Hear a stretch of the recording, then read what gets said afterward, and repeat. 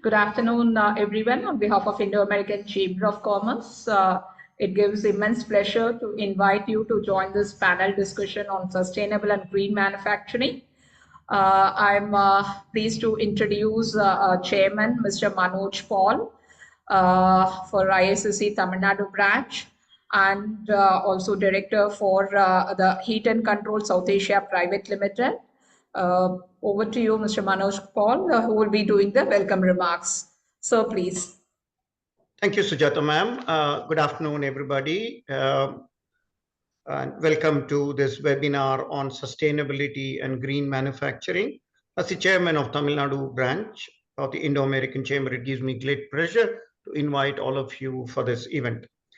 I'll be failing in my duty if I don't talk a little about Indo-American Chamber.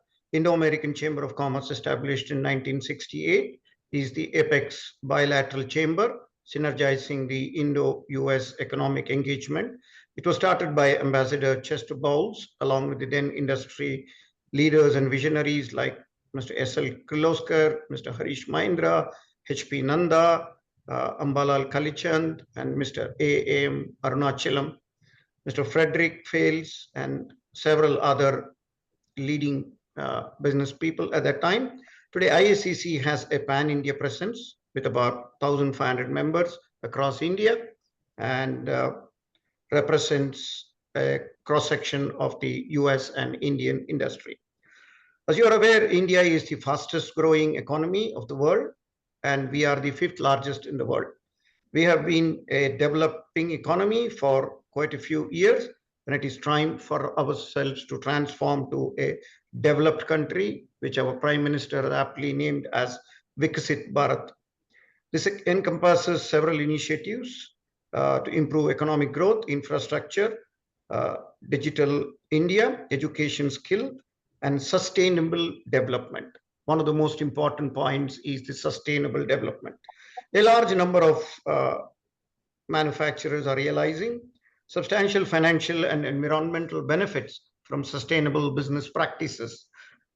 Sustainable manufacturing is creation of manufactured products through economically sound processes that minimize negative impact on our environment, while conserving energy and natural resources, which are very important. Sustainable manufacturing also enhances employee and community and product safety. There are a number of reasons why companies, I'm just giving you my little perspective on sustainable manufacturing. A number of reasons why companies are pursuing sustainability. ESG has become a very critical subject. And in fact, when we conducted our Indo-US Connect event, and I'm sure many of the participants were there, we had a separate event on ESG. We had many speakers who gave their views on it. The advantages are increase in operational efficiency by reducing costs and waste, respond or reach to new customers and increase competitive advantage, protect and strengthen the brand reputation and build public trust, build long-term business viability and success, respond to regulatory constraints and opportunities. Companies engaged in sustainability efforts include of all sizes, ages, and sectors. Companies move forward along the path to sustainability by improving performance and reducing their resource footprint. There are many ways to do that, and I'm sure we have an eminent panel that will be giving us all these details. So I will leave the details to the panel and the discussion. I take this opportunity to thank some of our excellent speakers and panel members who have taken off time from their busy schedule to join us.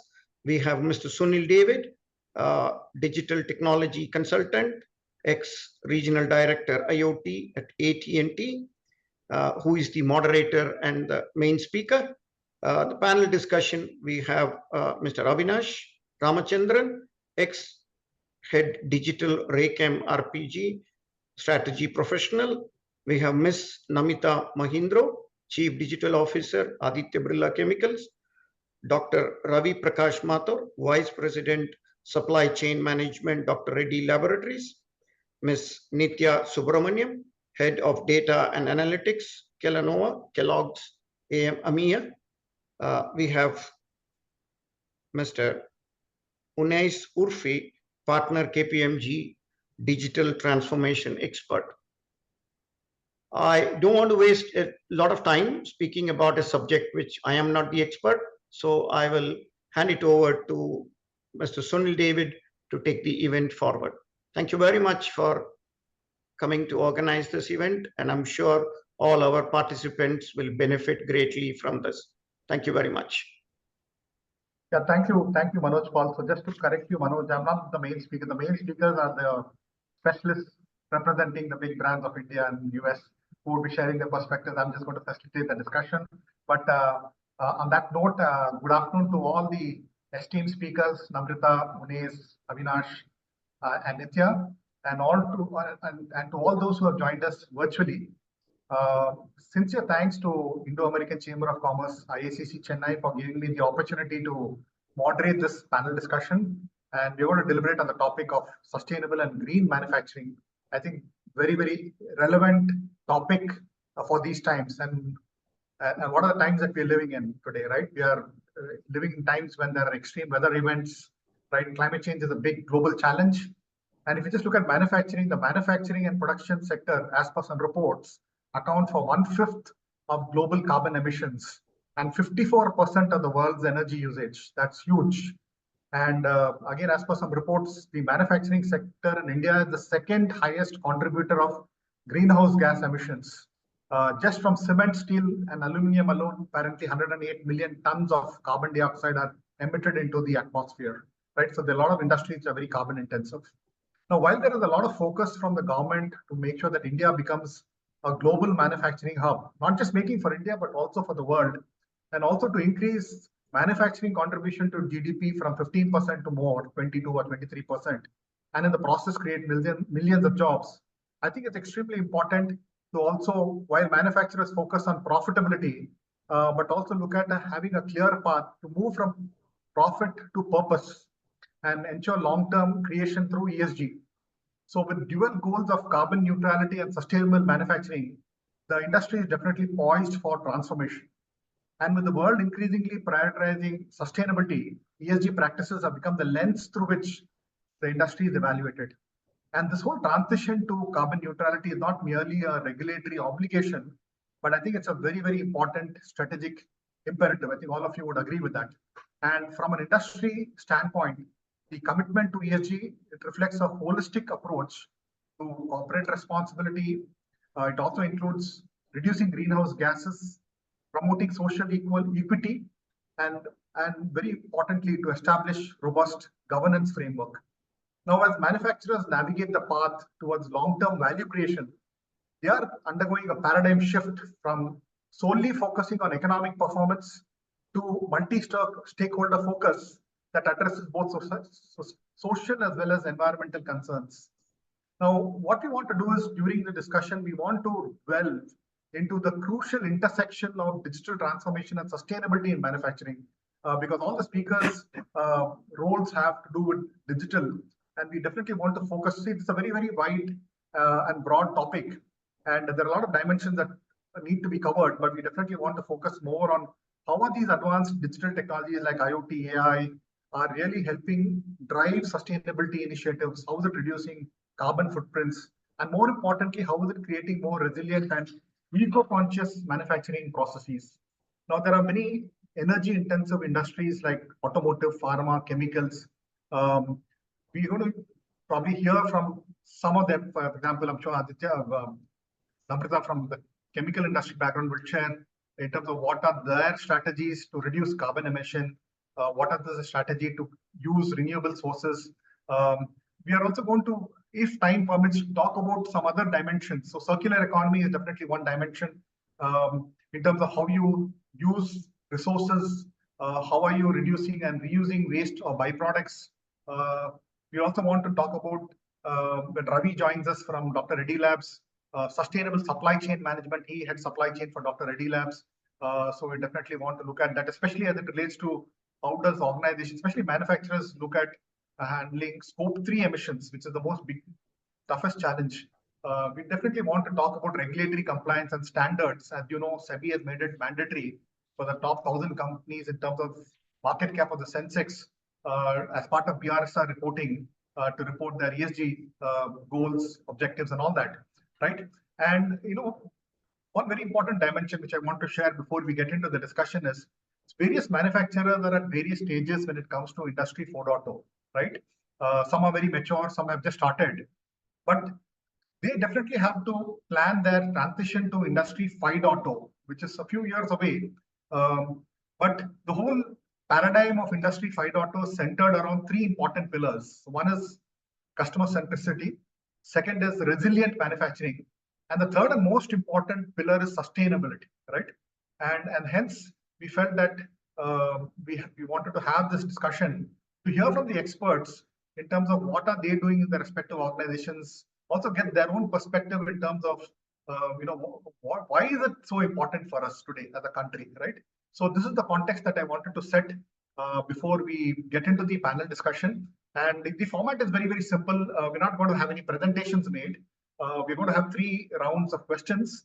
And I'm going to start by first requesting Namrita Mahindra to share your views and perspectives overall as to why sustainable and green manufacturing is relevant in context of ESG and sustainability, given the overall global climate change context. Namrita, over to you for your initial remarks on this. Thank you so much, Sunil, and a big good afternoon to everybody over here. A big thank you also to the IACC team for having me on this platform. So I think, Sunil, you laid the foundation by saying that, when we're looking at carbon emission reductions, the World Economic Forum has already stated that manufacturing contributes to about 20% of the global CO emissions. So given that, I think green technologies, given that I come from a digital background, can actually cut these emissions up to 50% in some of the sectors. And that's critical, as you would agree, to meeting some of the climate goals that we have. I think when we look at it from a resource efficiency point of view, there's another report that I was reading, where World Bank said that the energy reduction can be up to 30% and water reduction usage can go up to 40%. And again, that's a huge amount of saving in terms of, cost savings as well as the environmental impact. And again, very, very pertinent, and I'll talk more about it as we move forward in the chemical sector, because we are very energy intensive.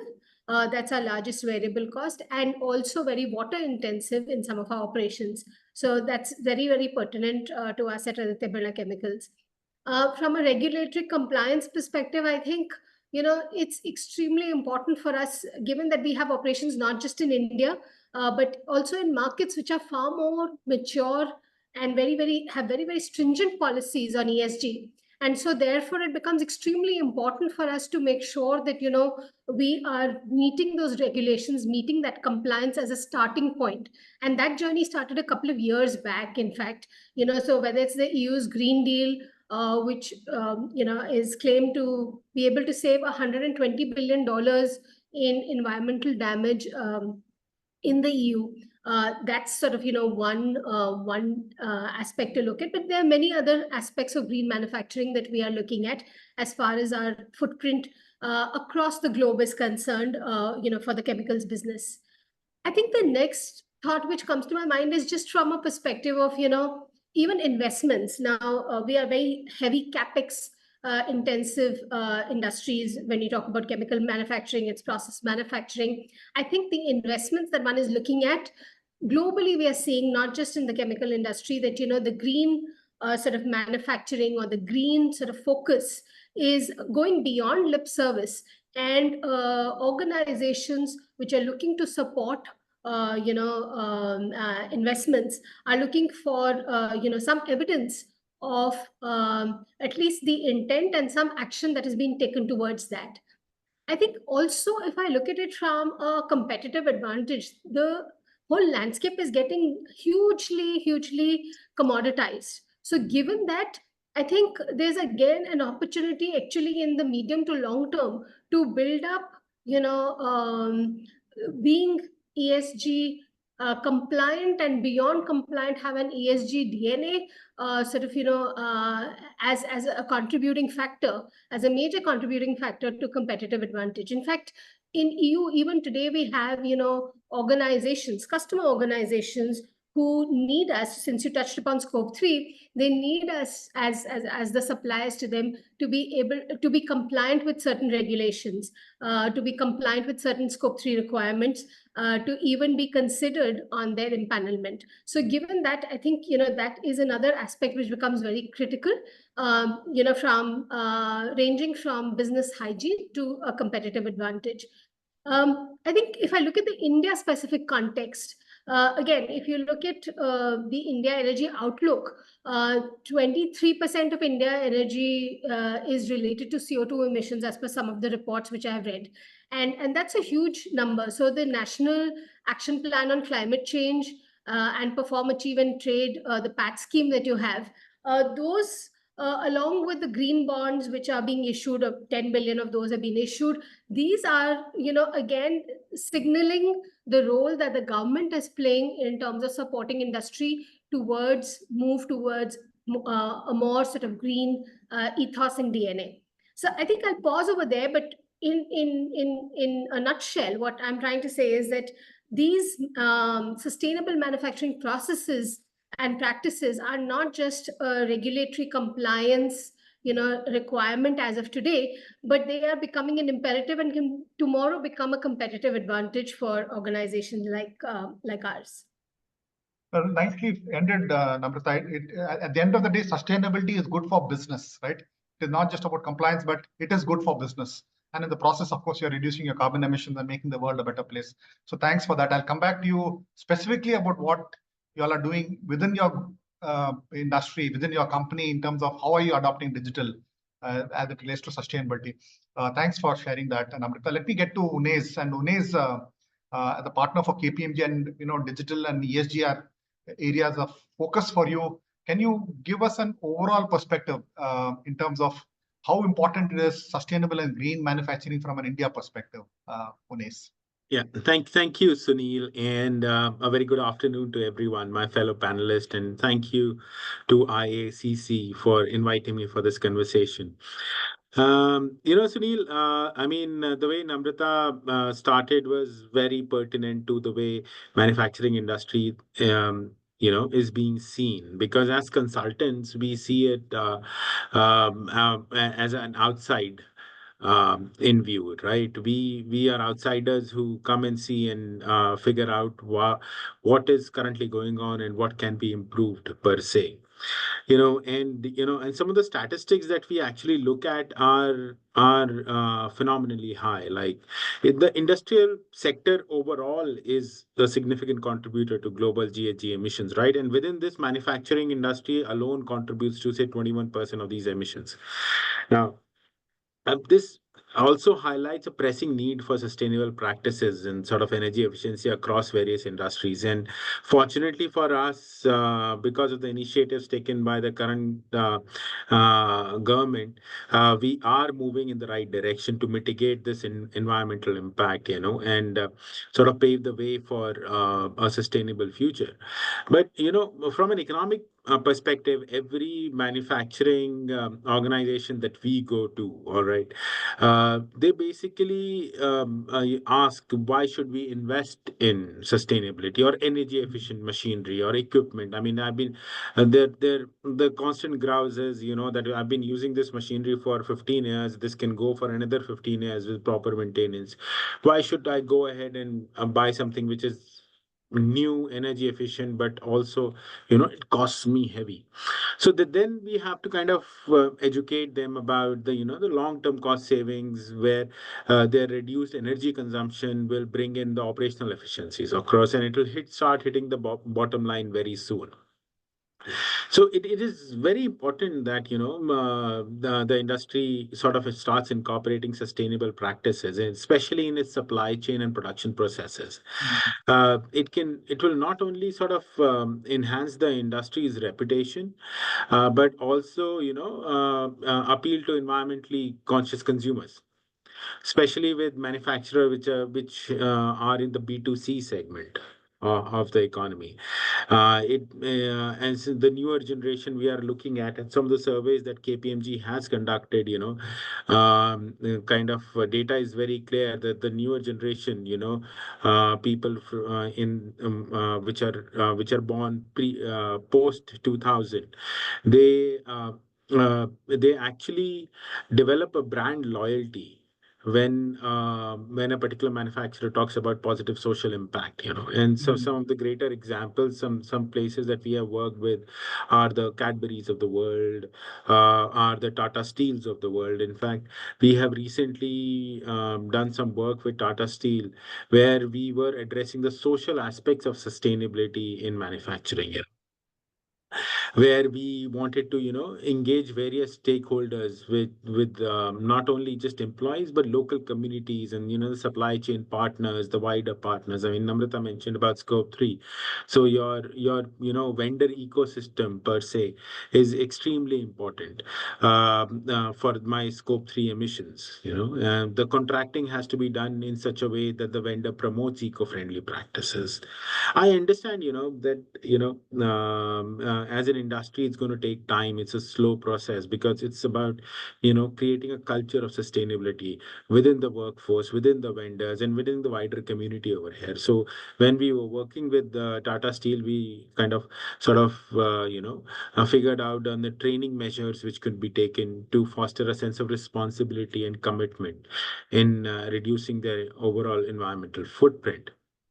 This kind of collaboration with and advocacy for sustainable manufacturing practices contributes a massive positive social change, especially where the industry is located. So while the economic aspects and the circular economy is one part of it, the social change is the biggest factor which can lead and sort of help us to have a bigger impact on our future, our future generations which are coming up. We should sort of, educate.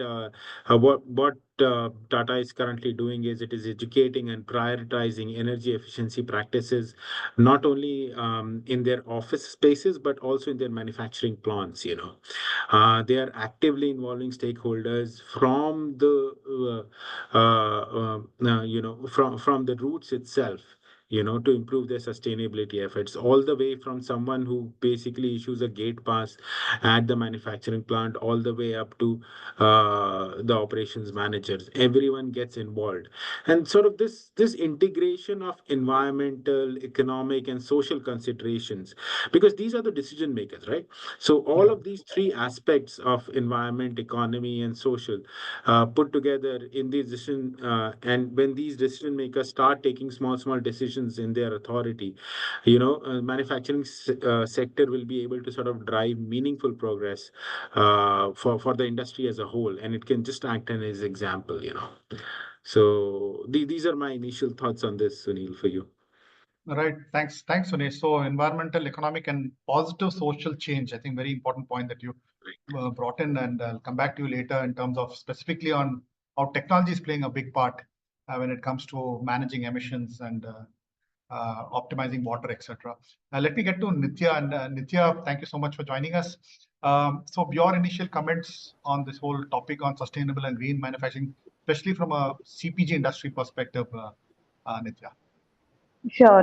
Thank you, Sunil, and thank you, IACC, for giving me this opportunity to talk about sustainability, which is a very important consideration in the current times when the climate change is happening. It's for real, right? And we can observe it. Um, and then, Sunil, you mentioned about three pillars, which is customer centricity, agility, and sustainability, right? Sustainability being one. I would rather say that sustainability feeds into how well we exhibit the other two, which is customer centricity and agility, right? That's the amount of importance that this particular pillar has. And I would rather add one more, which is profitability. And that's why enterprises exist, right? They want to stay profitable, they want to be going concerns, and they want to be future proof, right? So I would rather say sustainability also feeds into that aspect of enterprises, which is staying profitable and staying future proof, right? Now, Yeah. if I were to kind of um, segment this whole conversation into what does it mean for each of the stakeholders of sustainability, right? One stakeholder, very important, is the environment around us itself, right? Of course, we see it deteriorating, so we want to ensure that, when we are doing manufacturing, when we are establishing manufacturing practices, we ensure that we consume minimum amount of resources, reduce wastages, and lower emission, right? And in Kellanova factories, this has been taken pretty seriously, right? At every point in time, data is captured and measured in terms of how much energy is being consumed, how many raw materials are being consumed versus spilled or wasted, right?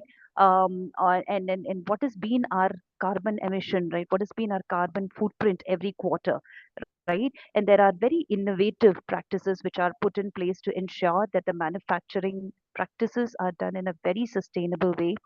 All the parameters which get measured here, they really get reported to extremely seriously to the senior leadership, so that we stay focused, right? It doesn't come, sustainability in the manufacturing processes doesn't come as an afterthought, right? So that is one. Another stakeholder is the company in itself, right? We spoke about environment. Now, what is in for the company? Like Unais mentioned, right? Why should somebody adopt sustainable practices, right?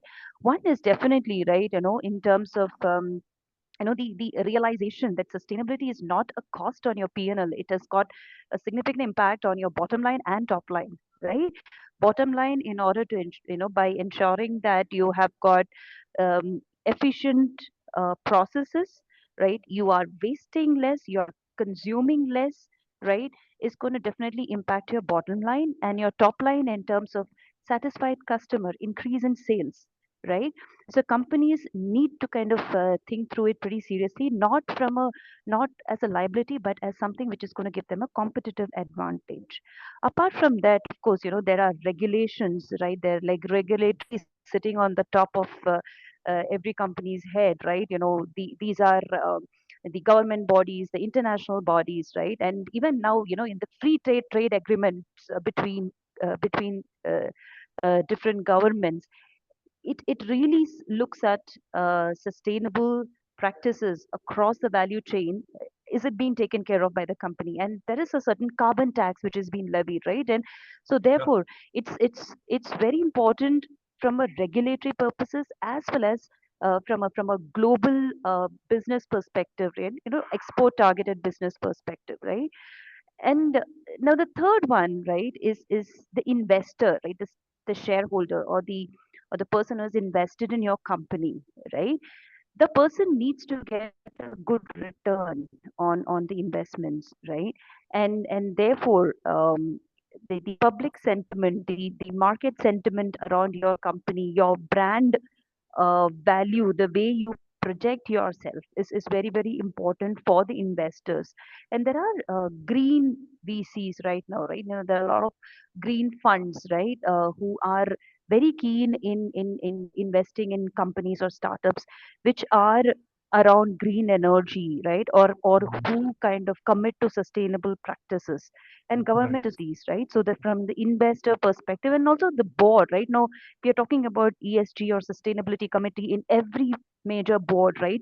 Which is there as somebody who oversees that the companies are following best practices when it comes to sustainability and ESG, right? And the last but not the least is the consumer himself or herself.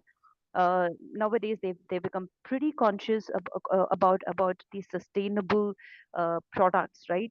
Anything that they see as being manufactured sustainably, they extremely are forthcoming in buying that. In fact, there is a brand stickiness there, when there is a sustainability tag associated with the brand. And that's also one of the reasons why Kellanova is so successful, because Kellanova has integrated sustainability across its value chain. It's completely vertically integrated in a sense that we start from sustainable agriculture all the way to sustainable packing. And anywhere in between, you have got sustainable manufacturing, you have got efficient inventory and material handling, and the best logistics ecosystem, etc. Right? The choices made. Right? So vertically integrated sustainability is not just giving us the competitive advantage, but also increasing our brand stickiness and the mind space with the customers. Right? And having said this, I'll conclude this part of the conversation saying that it's easier said than done. Right? For example, a lot of companies, they see this as a cost on their P&L, and rightly so, because there is a certain cost to sustainable practices which is involved, and especially this is prominent in developing economies like India, wherein if these trade agreements, they impose a lot of carbon tax, and then to get rid of them, the companies are having to shell in lot of money in sustainable practices. They find it not feasible, because we are if very conscious about our margins, right? We might lose out the market, right? So for countries India, right, which are in the developing nations, we need to think through it at least in a long term, in a piecemeal basis, that we commit ourselves to implementing sustainability over a period of time, right? Our organizations, our manufacturing processes, the Indian companies need to think through it, not maybe at once because it may be overkill, but over a period of time, in a gradual manner. But we have to achieve this for a long-term, market leadership for us. Right, So I'll just Nitya. stop Thank you here. so much, Yeah. Nitya. I think a couple of important things which came out. I think the focus on making sure that all stakeholders are benefited, and you talked about the consumer, of course, investors. You talked about top line, bottom line. So we probably have to add the green line as well there, because that is obviously very important. Okay, and then of course the fact that it is giving competitive advantage to manufacturers as they ingrain sustainability into their operations. Great. So let me get Avinash. And Avinash, thank you for joining us. And you come with a lot of experience in the manufacturing sector, having worked with Raychem before that with Tyson Group. So your overall views on as to why sustainable and green manufacturing is very, very relevant from an India standpoint. Avinash, your initial comments on this. Right. So I think thanks so much, IACC. Thank you, Sunil, for the opportunity. Glad to be here, and great to meet the rest of the panelists as well. I think a lot of the views that I'm going to be sharing have been touched upon by the respective panel members. But essentially what I will do is I'll kind of summarize, what is sustainability for us in general. So it's for me, when I look at it, it is primarily a responsible way of utilizing resources to generate my profits as a business, right? And by doing so, I create a very positive impact on environment, on society, and on governance, and these three pillars, right? I'll give you a few examples from diverse manufacturing field. One other thing is, in manufacturing, when you take an automotive industry, the Japanese companies are predominantly well known. When they go into a country, they take their entire ecosystem with them, the supplier ecosystem, right?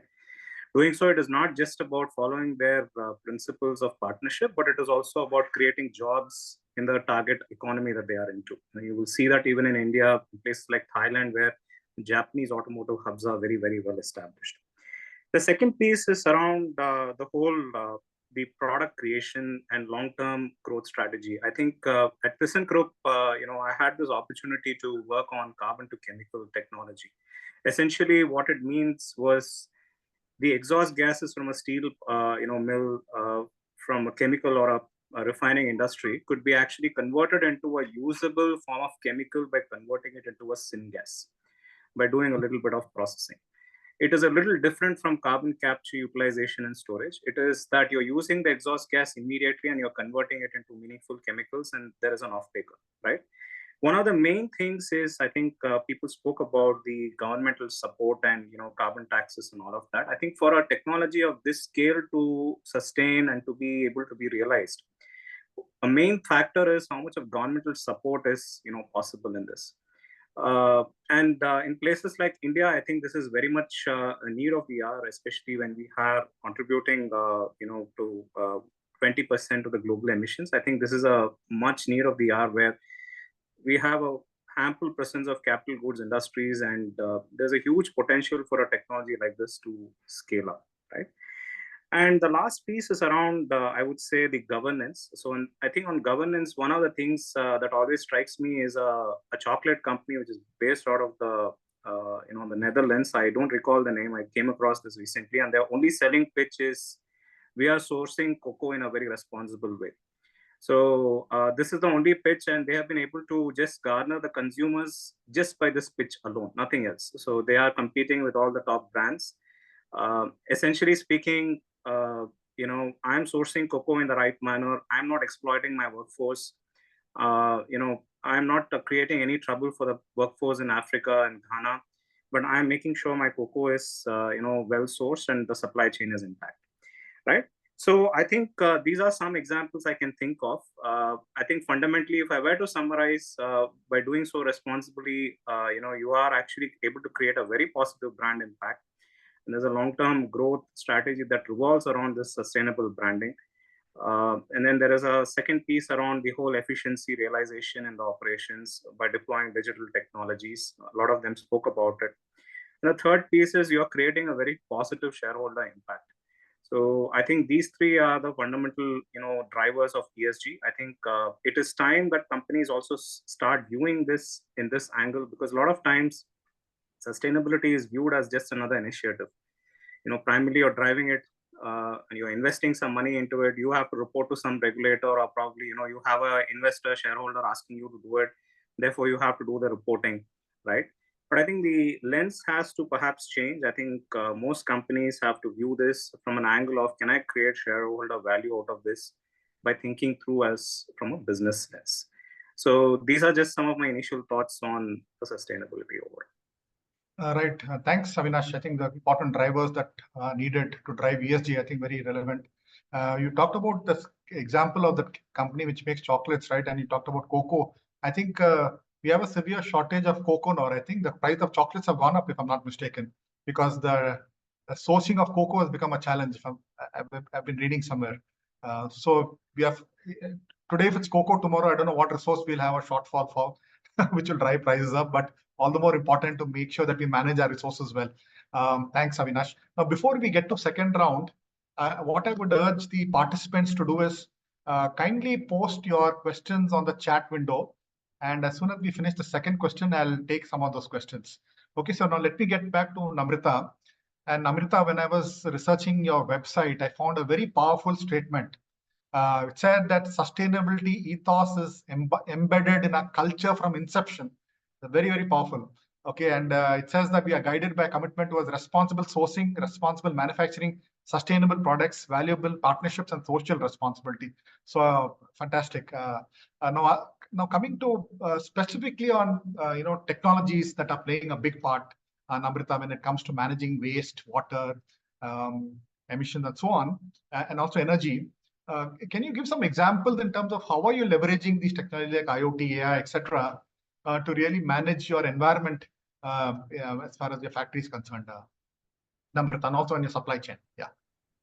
Yeah. So I think what is critical for us over here is a couple of things. Yeah. One is, if we just start from the basics of reporting, like you mentioned about the BRSR reporting. So Yeah. today, across the Aditya Birla Group, we have, an ESG 360-degree compass, which allows us to then, for every single business to report what is the kind of, performance that we have on the various reporting parameters, how far are we complying, and, where are the gaps, and the targets that we have set out, whether it's on the waste side, the energy side, or whether it's on the water side, how are we progressing against those? So given that, I think this becomes very important, because reporting allows us at least to have the visibility to know what we are doing right and what needs more time, effort, etc.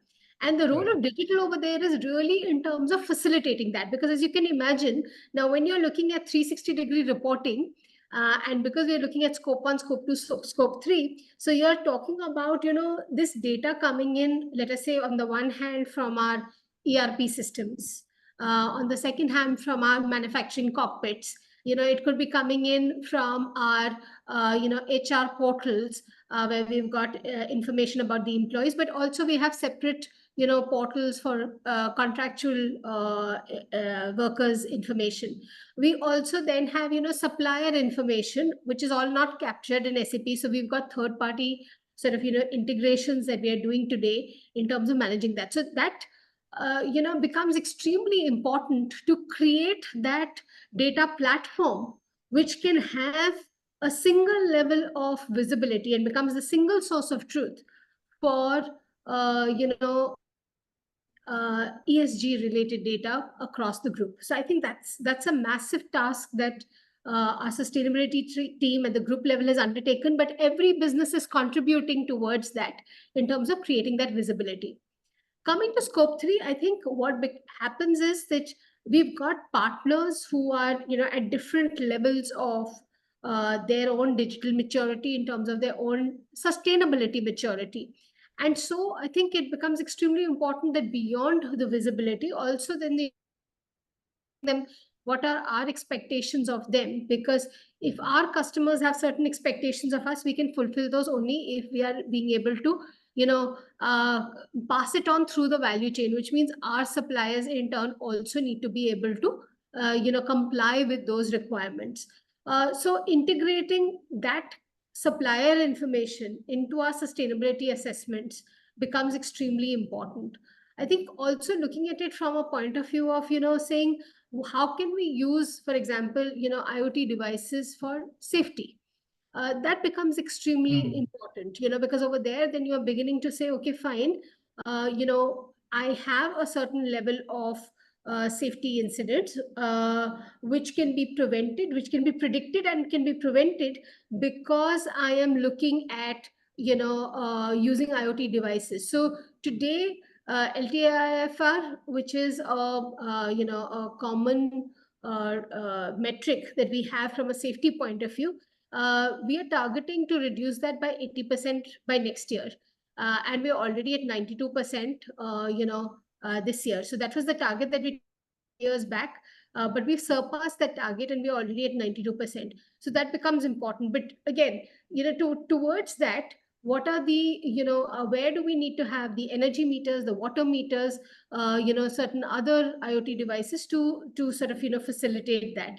Similarly, I think from a point of view of looking at it in terms of digital twins, there are a lot of hazardous areas where it would not make sense for us to look at getting in human beings. Today, by creating a digital twin, we know what are the conditions under which a human being can enter those hazardous areas and therefore will still continue to be safe.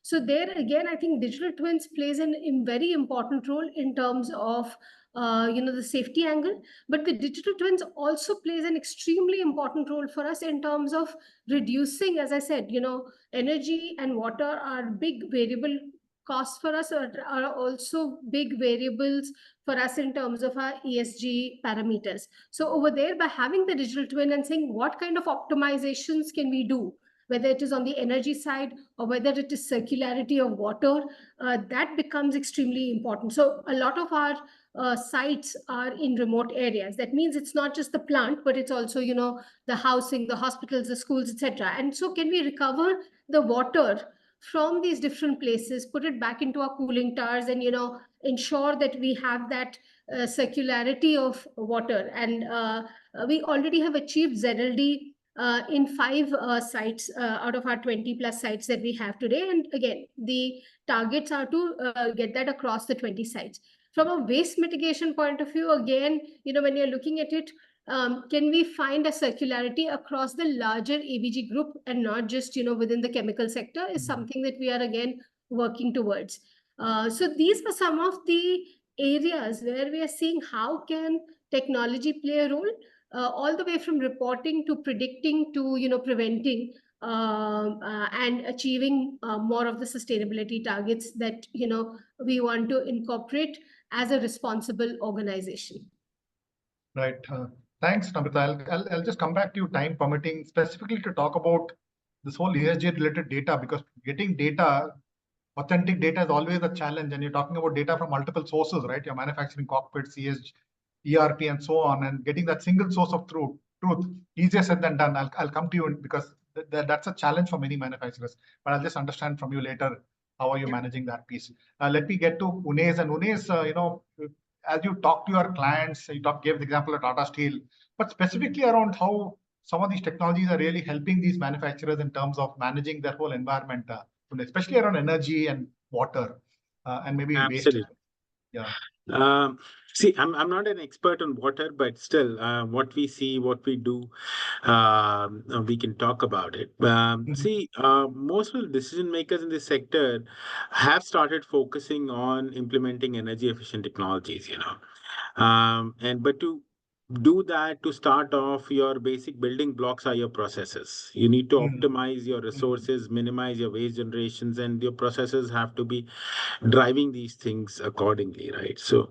I mean, there are lots of methods around it, like lean production, circular economy principles, and whatnot, okay, which can help you reduce your sort of carbon footprint and improve your overall sustainability. But no doubt about that, Sunil, like Namrata mentioned, technology plays a very significant role in driving and enabling goals of circularity and materiality when it comes to sustainability, there are a lot of innovative technologies such as advanced recycling processes or additive manufacturing, and there are digital platforms for resource tracking and management which have emerged as powerful tools on what we have seen across our client base.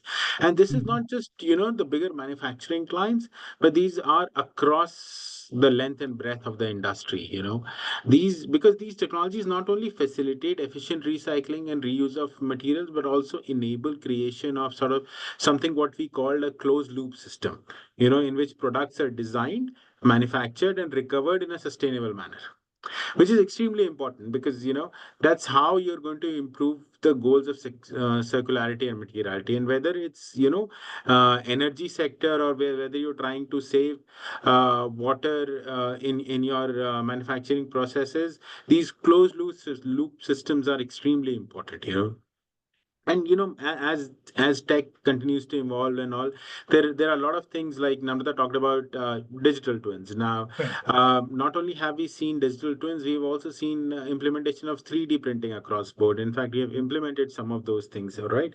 So these 3D printing, help you make a modular design of a product, and which kind of helps you gain traction within the circular economy framework, right? And these approaches sort of enable the creation of products using materials that are easier to recycle. We also need to look at, we everybody talks about recycling, everybody talks about refurbishing, remanufacturing, but I agree that all of these things, sort of extend the lifespan of the resources that are available. But we also need to choose materials that are easier to recycle, take it to the next level. From net zero, let's move to positive, right? So these are some of the things that we have seen, because there are a lot of concerns which are being raised, and these are not just from a reporting perspective. As reporting becomes more and more stringent, these do get highlighted to the investor base, which is the end goal. There are a lot of concerns being raised on the environmental impact of the production and disposable of some of the old tech, that legacy tech that people are using. Now, whether it's electronic devices or high tech components, these usually involve a lot of extraction of non-renewable resources, right, and generation of electronic waste, and these consume a lot of energy, Sunil. So whenever you are consuming that amount of energy, it can pose a significant challenge from a disposable and recycling practices. Now, we have seen some of the examples of practices such as recycled materials being used across, or water being cleaned and reused for various other purposes, recover and reuse of water, which basically extends their life cycle, designing products which basically there are few semiconductor manufacturers that we have seen which basically don't even waste a drop of water, Okay, in the closed loop, it keeps on continuing being reused and probably converted into steam, and steam getting converted into electricity, and again making it energy efficient, right? So, but that's a different ball game altogether, which we have seen. But you can start with designing products with modular components which can be repaired easily, which can be upgraded rather than replaced. That kind of will help you. It will reduce your materiality impact also. You can also use something like an advanced sensing and monitoring technologies with IoT devices, and satellite imagery, which basically give you real-time data on resource usage, waste generation. It can help you monitor and optimize your operations, for example, if you have a sensor embedded in a manufacturing equipment which can track energy consumption and identify areas of efficiency improvements, while satellite imagery can be used to assess deforestation rates or target conservation efforts. These are small wins which over a long period of time will give you a lot of benefits, right? Everybody keeps on talking about integration of solar and wind power in manufacturing processes. Yes, that is happening. Absolutely, that is happening, and India is slowly and steadily taking lead on that. But we need to talk about reducing the reliance on finite resources also, which can lower our carbon footprint. So you have to generate sort of clean energy on site with some of these technologies, especially your smart devices, and which will help you reduce your dependence on traditional energy resources, and minimize the environmental impact in the overall production process on this, because energy needs to be saved, needs to be conserved, and needs to be reused at the end of the day. Yeah. Absolutely, nice. So great. Yeah. So e-waste is obviously a big challenge, and you gave the example of semiconductor industry, and so much of focus now on having fabs in India. And fabs need two things, right? They need uninterrupted power, supply of power, and clean water. And for them, it makes a lot of sense to reuse that water because they constantly need that flow of water, and the whole process is like that. But thanks for sharing that. Let me get Avinash back. So Avinash, can you share, based on all your past experiences, some specific use cases where digital technologies have really helped in managing the environment of a manufacturer? So if you can give some examples, that would be great, Avinash. Sure. I think let me talk about my last organization, Rekim, where we implemented quite many digital technologies to, realize sustainability benefits. I think the first one starts with simple QR code labeling on our products. I think net, all the processes in the shop floor, which are manual and batch-based processes, we have been able to connect them through a traceability mechanism. And every quality recording, functional, non-functional inspection, anything related to technical aspects of the product, all of them get recorded from the raw material to the finished goods dispatch area. And then essentially the information gets embedded in the form of QR code, which is very unique to that product.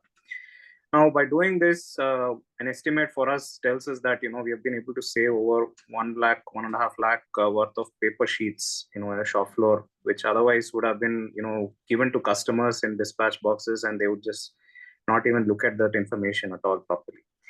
The second piece is around the whole, the products itself that we were making. I think the number one, while I was not part of the, the product development processes, but I think a couple of things that Rekim used to do was, make these transformers and connectors, which go into the energy utility applications, largely the solar-based, generating and distribution stations. The third thing is a lot of safety incidents.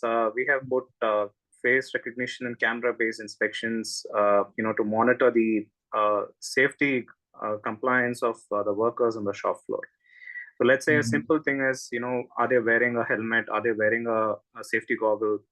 Are they wearing the safety jacket? So these are some simple things that, we were able to track with a camera-based inspection system.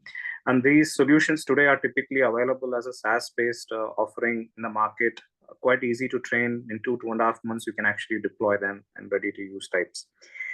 And the last thing is more around I would say the compliance around the labor management, the regulatory aspects of, around the factory worker management, because we operate in Maharashtra, and where a lot of there's a lot of significant influence of the unions in contract workforce, right? So a lot of times when it comes to attendance, the wages payment and overtime, there is a high need for compliance with respect to these three, right? So in regards to that, we implemented a simple face recognition based attendance system. A lot of transparency on the data being recorded. Every overtime, shift change, everything gets actually approved by a supervisor, and only thereafter it gets recorded as attendance.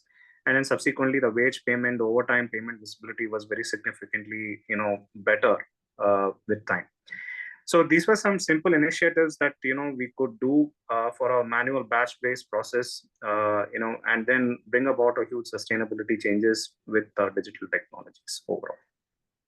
Right, Vinesh, thank you for that. I think one very important point: transparency of data, so critical. Right, okay, absolutely. Now let me get Nitya back. And Nitya, I was just reading that Kelowna, they have a goal to get to 100% renewable electricity by 2030 and reduce food waste across all your facilities by 50% by end of 2030. Very clear fixed goals.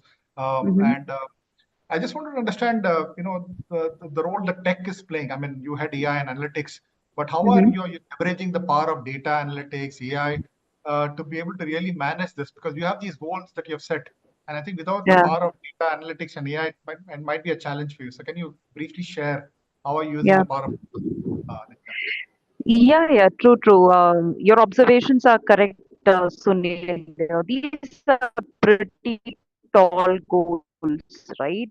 If I may. So, for example, I think one another thing that you didn't mention is about we also have a goal of 70% recyclable packaging, right? So we want to ensure that more than 70, in fact, 70% is a short-term target, right? It's like something that we want to achieve just around the corner, but on the longer term, we want to go to 100% recyclable packaging.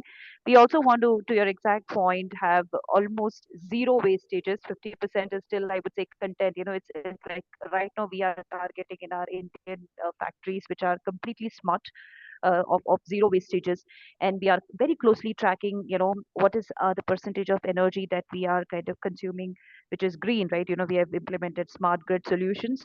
We are also we also have implemented technology in order to identify spillages, wastages, product quality issues alongside, etc., right? And safety incidents, right? Very, very important. Now, to your point, to achieve these very critical goals, we need to definitely kind of leapfrog and invest heavily into technology, right? And the nature of technology that we are in is especially around big data and IoT, right? So as I mentioned, we have got our entire factories, manufacturing setups, and the warehousing setups completely IoT enabled, and completely video enabled, right? And all of this data, right, that I'm talking about, these are petabytes of data. We are bringing that onto our hyperscaler. We have a cloud solution which is kind of helping us in kind of storing and synthesizing this data.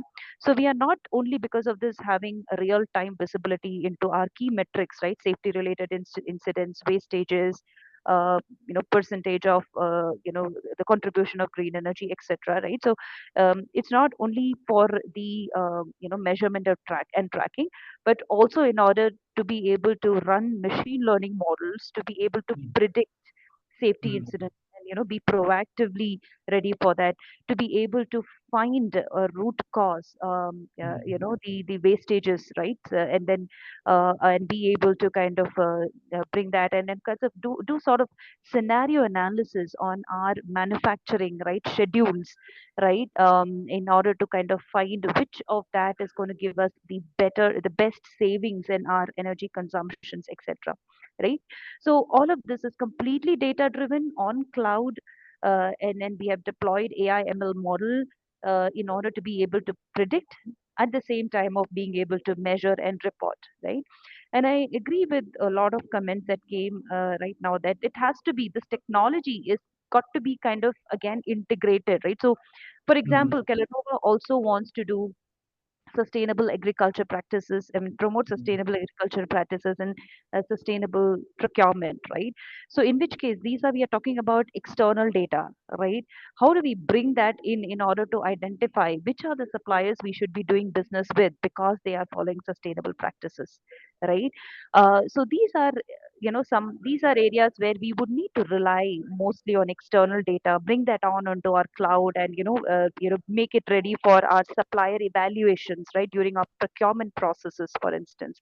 Another area is definitely kind of somebody spoke about, I mean, a couple of people spoke about digital twin, right? A kind of completely, I would say, have a end-to-end visibility of the supply chain, right? Starting from your raw material procurement all the way until your packaging and goods issue. Because along the way, you need to ensure that your processes, be it material handling processes, be it your manufacturing processes, be it your packaging processes, everything need to be done in the most efficient way so that you reduce wastages, and which could eventually translate into overconsumption, right? And therefore, right, we have developed smart solutions, data driven solutions, in order to digitize our entire end to end supply chain network, create that complete visibility, and recommend best practices in each of these sub processes in order to reduce wastages, right? These are a few things, though there are a lot of wishful things that we still have on our roadmap related to smart manufacturing, which we want to ensure in order to kind of achieve the tall objectives that we have set for ourselves. All right, thanks, Nitya. I think very well put. Data-driven decision making extremely critical when you talk about sustainability. Thanks for that. And I want to take questions now. I'm just looking at the Q&A window, and this is not addressed to anyone, but maybe I'll get your thoughts from the speakers. This is a gentleman who has written. He's from Surat, and he represents the textile industry. A lot of them in Surat. And he says that the industry's consumption, the textile industry's consumption of electricity and coal is very high, and many businesses remain hesitant to invest or even consider sustainability initiatives. So he wants to know what strategies could effectively encourage the textile sector to embrace sustainable practices. I know none of you represent the textile industry, but just from your own experience, what would be your advice to this gentleman from the textile industry? Anyone can give it a shot. So Sunil, if I can step in over here. Sure. Because we've got a yarn business. And I think there are three things that come to mind. One is, there is a very, very tight integration which is happening across the value chain. So what we are seeing in the yarn business is that as the end customers and the end buyers, which is, your retailers, are looking at, providing a certain level of transparency. So if it's an H&M, just as an example, and they're saying that we are, producing, or we're not producing, but we are storing, clothes which are made of sustainable fabrics, or we are following sustainable practices in, producing these clothes. I think that is now beginning to trickle down the value chain. So the backward integration is happening, and you are seeing, so for our example, in our pulp and fiber business, we started this practice in 2018, 2019, where we started actually giving transparency through a blockchain application that we developed, that the viscose filament fiber that is being created is actually, actually viscose, is coming from, sustainable practices that we are following, and tracing it back, of course, to the forests where the wood pulp is coming in from. So I think that is one aspect. It's a function of time. I see that happening. The second element that I see happening is that if you look at it from an end consumer point of view, and that is again going to start trickling down as you see fashion trends changing, as you see, the need for different materials, within the entire textile and fashion industry, that is increasingly going to have an impact. So you may be producing a certain kind of, fabric, but you will find that the demand and supply equation is not, matching up. And I know that happens to a large extent, for certain materials, etc. So given that, I think that consumer push is, the consumer voice is going to become even more dominant. I think in the post-pandemic world, we've been seeing that, and I see that getting accentuated as we move forward. The third and I guess the most important element in some senses is the role that, your stakeholders play, in the value chain. So as I said, once you start looking at beyond India, particularly in Europe, there are already such stringent, requirements that you will not be able to survive in those markets if you don't have those practices. So today, sitting in Surat, you may feel that, I am catering to India or I'm catering to Southeast Asia. But if you start looking beyond that horizon, you're going to find that you're going to have to change those practices to be able to service the demand in those markets also. So I think these are the 3 points which come to my mind, which are pertinent for the textile industry, particularly around Surat. And there are all MSMEs. He just clarified he's from the MSME sector. So I think, yeah. And the MSMEs do constitute a large part of, the ecosystem in Surat. So like he said, I read that, from 5 crores to 500 crores. So I understand that. But, I'm seeing that happen across the value chain. Maybe the slightly larger ones getting the M getting impacted first, but it is going to trickle down to the S also. Right. Right, Namrata. There's another question, and this is from Dolly Basin, and she wanted to know if there any specialized incubator, accelerator for sustainable green manufacturing in India. She's been working on sustainable tourism and sustainable fashion. And Namrata, you talked about fashion. I think it takes about 1,000 liters of water to make a pair of jeans. Ever since I heard that, I've stopped buying jeans. So anyway, she's asking, I have been working on sustainable tourism and sustainable fashion and sustainable property management area using tech interventions. And she wants to set up a sustainability accelerator. So any thoughts from anyone? Is there any specialized incubator accelerator for specifically sustainability manufacturing in India? Any one of you are aware of it to answer Dolly's question? See, Sunil, there are a few incubators and accelerators across available. They are few and far in between, and they are for specific industries. It's not for the wider industry. So, for example, the CPG industry might have an incubator, and we know a couple of clients who do sponsor such incubators. But they are all privately sponsored incubators. And they do invest on specific use cases which are relevant to their industry, which makes sense also, right? I mean, it's private sector money. So at some point of time, I guess the quantum of these incubators will increase, but currently they are fairly minimal for the size that we are looking at. Because if you compare it to something like a startup incubator, where we are running out of space to fit in unicorns, but over here it's picking up speed, but it's picking up speeds in specific industries for specific use cases. Okay, got it. There's also another very important question, and again related to MSME. This is from Aparna. She consults the MSME department, government of Tamil Nadu. And very, very relevant question. She says MSMEs, which represent the backbone of India's economy, what 6.3 crore MSMEs in India, they come with very limited resources, right? And what strategies can they employ to balance initial costs of digital transformation along with long-term benefits of sustainable manufacturing? I think the very, very good question. And more importantly, how do they upskill their workforce to implement this digital technologies and sustainable processes? So purely from an MSME standpoint, anyone wants to address this? Managing costs of digital at the same time ensuring that the benefits of sustainable manufacturing are also obtained. Nitya or Avinash, any thoughts on that? I'm sure you would have interacted.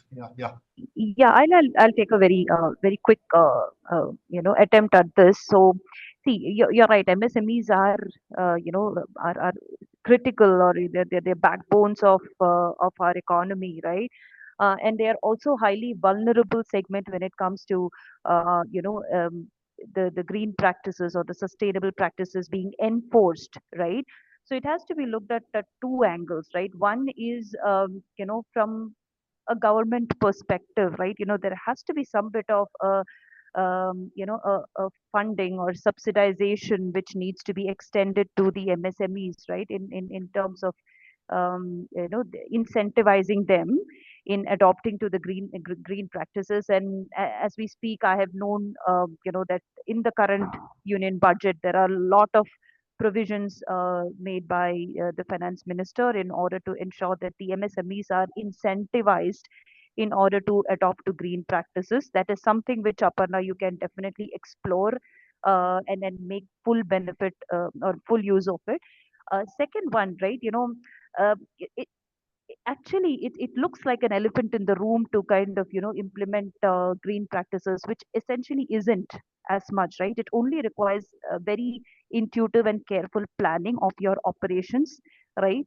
And investing in scalable technology, right?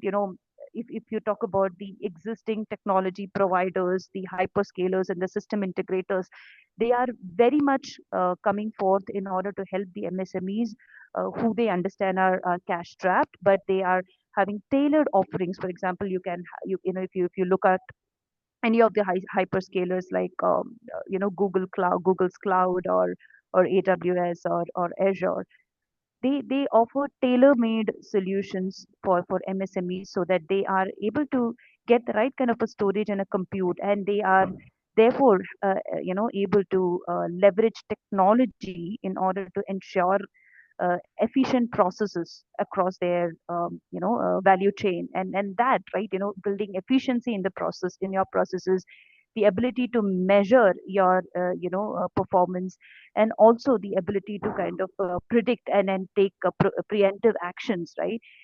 Enabled by scalable technology is going to be something that you can do from your end, exploring very specifically for the type of industry in the MSME that you are catering to, right?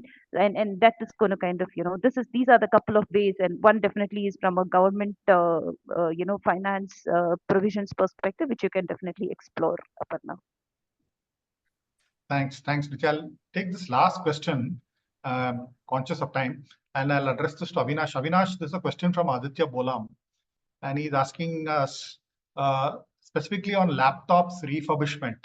How might we forecast the shape of this industry? That might be tough for us to answer, but what are the current policies benefiting the market in becoming more organized? 90% of the industry is informal and unorganized, lacking guidelines and policies. So specifically on laptop refurbishment, Avinash, any thoughts on this? I may not be able to give a complete perspective on laptop refurbishment, but I think on the e-recycling piece, there are a lot of market places that are available.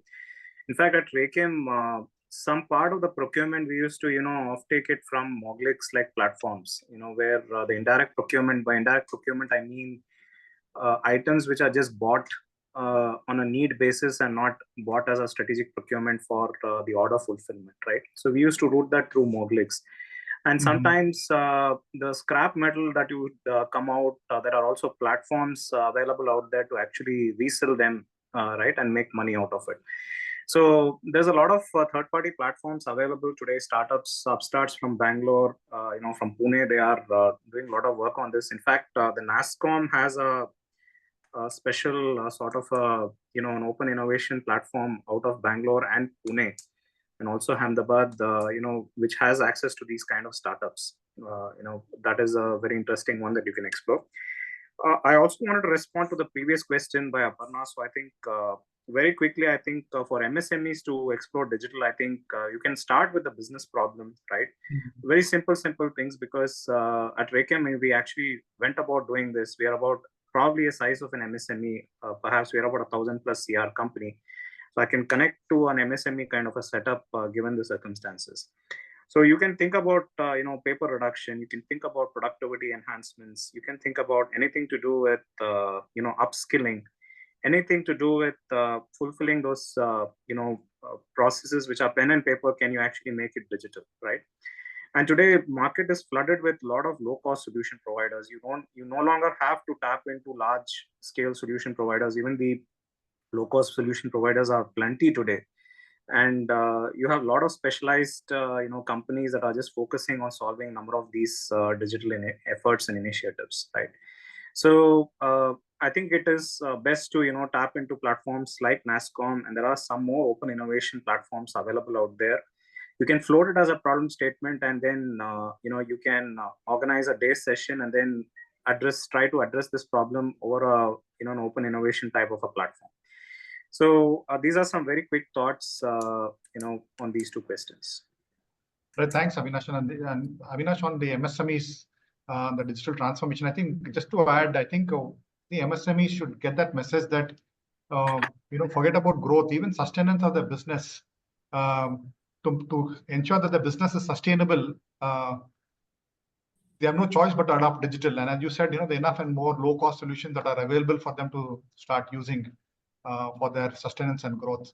And like NASSCOM, there are quite a few other industry bodies which are working very closely on a number of initiatives as it relates to digital transformation for MSME. So thanks, Avinash. So we have actually completely run out of time now. There are other questions that are there, but we are not able to take that. But what we can do is maybe we can have them addressed through IACC to the specific panelists. And whenever you'll get the time, you all can respond to that. But it's been a great discussion. Thank you so much, Nitya, Avinash, and Amrita and Unes for sharing your perspectives. Number of areas that we covered. Of course, we focused a lot on the digital transformation and the technologies that are playing a big part as it relates to managing environment and driving sustainability initiatives for organizations. Great discussion. With that, I would like to hand this to Shamil Bicha. Shamil, over to you. Thank you. So I'll just catch my breath. There's so much of exciting discussions, and all of you experts certainly drove home the point of the importance, the high relevance of ESG, green manufacturing, not just to the big corporates, but for a lasting change, it has to go down even to the smallest SME, right?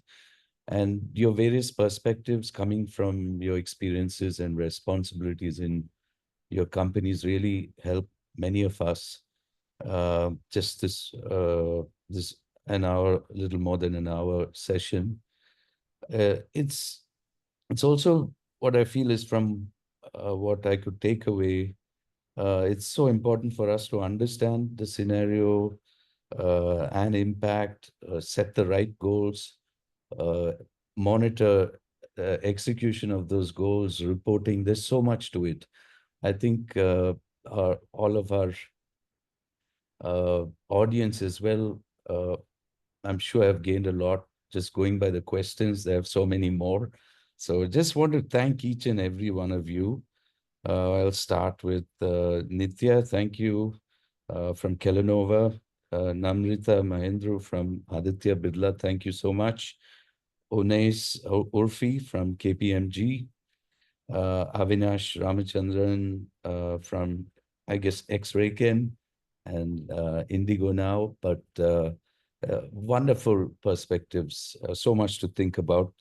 Sunil, you did a fantastic job in getting the best out of all of the panelists and to the advantage of all of us listening. So thank you all, also to the audience for taking the time to understand and the importance of ESG and sustainable and green manufacturing practices. To Sujata and the IACC team, thanks for putting it together. And once again, look forward to more interesting sessions like this. Sunil, you mentioned this is the first session. I'm already looking forward to the ones to follow. Sure. Thank you all once again. Thank you very much. Thank you. Thank you. Thank you so much. Thanks for the opportunity. Thank you. Thank you to all the panelists. Thank you so much. Thank you, Sujata. Thank you. Bye. Bye-bye.